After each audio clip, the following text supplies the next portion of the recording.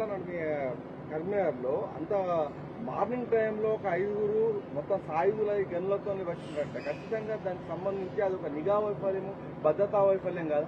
భద్రతా వైఫల్యంలో కాదనడం ఇలాంటి సందేహం లేదు. కానీ విమర్శించిన టైం కాదంటున్నాను నేను. అది విమర్శించే టైం కాదంటున్నా, జరిగిన వెంటనే విమర్శించే టైం కాదంటున్నా. ఇప్పుడు అంత వాళ్ళు పుట్టగూడు కోసం పనిచేస్తారు, వాళ్ళు బాధలు ఉన్నారు, వాళ్ళ కుటుంబ సభ్యులు ఏడుస్తున్నారు, అక్కడ సిబ్బంది అంతా ఏడుస్తున్నారు వాళ్ళందరూ కూడా. ఆ టైంలో ఏం చేయాలి? వాళ్ళ బాధ కొంచెం ధైర్యం చెప్పాలి, ఓ మనోనిబ్బరం కల్పించే ప్రయత్నం చేయాలి. దాని గురించి ఆలోచించాలి ఫస్ట్. అంటే దేనికోసమే ఇప్పుడు అనుకుంటా మీరే నవ్వుతున్నారు. ఇప్పుడు మీరు నవ్వుతున్నారు, కెమెరామెన్ నవ్వుతున్నారు. డైలాగు ఇది నేను సమాధానం చెప్పాలి. చెప్పు. లా అండ్ ఆర్డర్ అనేది ఎవరికంటే ఉంటుందో తెలియకుండా ఏం చేయాలి? తెలంగాణలో లా అండ్ ఆర్డర్, దేశంలో లా అండ్ ఆర్డర్ ఎవరి కంట్రోల్ ఉంటుందో తెలియని వాళ్ళకు నేను ఏం సమాధానం చెప్పాలి? ఎవరి కంట్రోల్ ఉంటుంది లా అండ్ ఆర్డర్? ఓట్లేసిన పబ్లిక్ అడగాలి. ధన్యవాదాలన్నా. ఎన్నికలకు సంబంధించి బెంగాల్ మళ్ళీ హ్యాట్రిక్ ఎట్లా చూస్తారు? ఇప్పుడు దక్షిణాది రాష్ట్రాలు, ఉత్తరాది రాష్ట్రాలు, ఈ రాష్ట్రము ఆ రాష్ట్రము, ఈ ప్రాంతము ఆ ప్రాంతం అని చెప్పి దేశ ప్రజల కూడా ఒక విభజన, ఒకటి విష కోణాలు నింపే ప్రయత్నం చేసినటువంటి, దేశ ప్రజల లోపల అయోమయం సృష్టించే ప్రయత్నం చేసినటువంటి రాష్ట్ర ముఖ్యమంత్రి రేవంత్ రెడ్డి గారికి, తమిళనాడు ముఖ్యమంత్రి ఇంకా కొంచెంసేపు ఉన్నాడు ముఖ్యమంత్రి స్టాలిన్ గారికి ఇలా దేశ ప్రజలు గుణపాఠం చెప్పారు.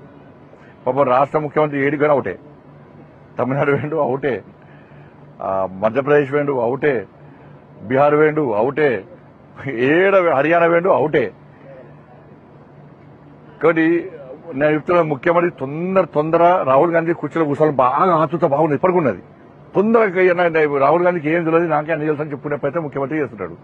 ఇవాళ ఏమైంది? ఇవాళ ఇప్పుడు వచ్చిన ఫలితాల ప్రకారం బెంగాల్లో మేము గెలిచే అవకాశాలు ఎక్కువన్నాయి, పాండిచ్చేరిలో మేము గెలిచే అవకాశాలు ఎక్కువన్నాయి, అస్సాంలో వారు వన్సే లెక్కనే ఫలితాలు వస్తున్నాయి. ఇవాళ కేరళలో ఆ కమ్యూనిస్ట్ ప్రభుత్వం 3 సార్లు 2 సార్లు అయింది కాబట్టి ప్రజా వ్యతిరేకత ఉంది కాబట్టి అది గుడ్డిలో మీరు గెలిచే ప్రయత్నం గెలుస్తున్నారు కావచ్చు అంతే. 12 సీట్లు దేశంలో కాంగ్రెస్ పార్టీ ఎక్కడ రాసి పెట్టుకోరు. ఇక కాంగ్రెస్ ముక్త్ భారత్ అనే నినాదం ఇవాళ మేము సక్సెస్ కాబోతున్నాం. ఇవాళ అనేక రాష్ట్రాలు, ఇవాళ బెంగాల్ మాకు కొత్తగా యాడ్ అవుతుంది ఇవాళ.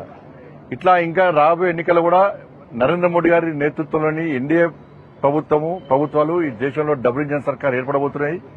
అంతటా కూడా ఇలా బెంగాల్ ఫలితాల కోసం దేశవ్యాప్తంగా భారతీయ జనతా పార్టీ కార్యకర్తలు ఎదురుస్తున్నారు. ఈ ఫలితాల బట్టి దాదాపు అనేక మంది కార్యకర్తలు బలిదానం అయిపోయినాడు. బంగ్లాదేశ్ గుండాల చేతుల మా కార్యకర్తలు బలిదానం అయిపోయారు, మా కార్యకర్తల కుటుంబాలు బలైపోయినాయి. దాన్ని దృష్టిలో ఉంచుకొని ఇటీవల బెంగాల్ గెలవాలి, పశ్చిమ బెంగాల్ గెలవాలని ఒక ఆతృతతోని ఇలా ఫలితాల కోసం ఎదురుస్తున్నారు. పశ్చిమ బెంగాల్ కు సంబంధించి అక్కడ ఏ పార్టీ అధికారంలో ఉంటే అందుకు భిన్నంగా కేంద్రంలో అధికారంలో ఉంటుందని ఒక సెంటిమెంట్ కొనసాగుతుంది. అప్పుడు మళ్లీ రాబోయే రోజుల్లో బీజేపీకి ఇబ్బంది మీరు వస్తారు. అన్ని తారుమారైతున్నాయి, ఇప్పుడు ఫలితాలు అన్ని తారుమారైతున్నాయి. మీ సర్వే ఫలితాలు తారుమారైనాయి అన్ని. నరేంద్ర మోడీ గారు ప్రభుత్వం కాకుండా ఏ ప్రభుత్వం వస్తుందని చెప్పు మీరు నాకు చెప్పండి. రాహుల్ గాంధీ అయితే వాళ్ళ పార్టీలో మాకు ప్రచారకే రాహుల్ గాంధీ. రాహుల్ గాంధీని నాయకుని లెక్క వాళ్ళ నాయకులే గుర్తిస్తలేరు. ఇంకెవరు దేశంలో ఏ పార్టీ చెప్పు? ఇలా ఇండియా అలయన్స్ మొత్తం కొట్టుక వీక్తుంది, గాలి మొత్తం కొట్టుక వీక్తున్నది, అది ఎక్కడ లేవు కూడా వీక్తుంది. అది సర్ కారణం ఓట్లు తొలగించారు, కేంద్ర బలగాలను దించారు, ఎలక్షన్ కమిషన్ ప్రయోగించారు, ఇవన్నీ చేసి అనైతికంగా సర్ వల్ల నష్టం ఎవరు జరిగింది అంటే బంగ్లాదేశ్ కూడా వచ్చి ఈ దేశంలో వచ్చి ఓటేసిపోతే చదువుకోవాలా చెప్పరాదు. ఈ దేశం కానోడు ఈ దేశంగా వచ్చి ఈ దేశంలో బాంబులు పెట్టి విధ్వంసాలు సృష్టించి ఈ దేశ పౌరులను చంపి ఈ దేశ ఆస్తులను కొల్లగొట్టి